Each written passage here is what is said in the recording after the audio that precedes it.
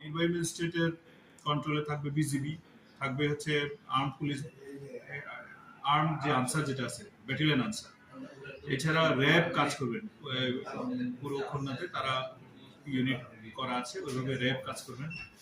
তারপরে কাজ করবে নৌবাহিনী এবং সর্বোপরি সেনাবাহিনী।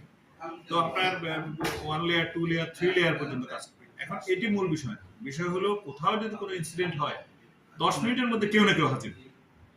আমাদের নির্বাহী ম্যাজিস্ট্রেট যারা আছেন তারা স্ট্রাইকিং ফোর্স হিসেবে থাকবেন, মোবাইল কোর্ট পরিচালনা করবেন এবং সবার উপরে যেটি আছে প্রচুর সংখ্যক এখানে পুলিশ মোতায়েন, পুলিশের স্ট্রাইকিং ফোর্স থাকবে, কেন্দ্রে পুলিশ থাকবেন।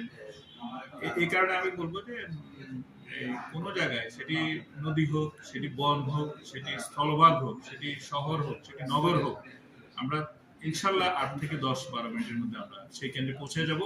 এবং কোনো ধরনের ব্যাড ইনসিডেন্ট যদি হয় সেইখানে অবশ্যই আমরা সেখানে ছাড় দেব না, এখানে প্রয়োজনে ভোট বন্ধ থাকবে এবং কেন্দ্র বাতিল হতে পারে। আমরা প্রস্তুত আছি। শঙ্কা বিষয়টা এমন হইতেও পারে, নাও হইতে পারে, আমরা যাতে না হয় সেই ব্যাপারে আমরা প্রোঅ্যাক্টিভ রোল প্লে করব। এখানে ডেটারেন্স আমাদের মেইন উদ্দেশ্য।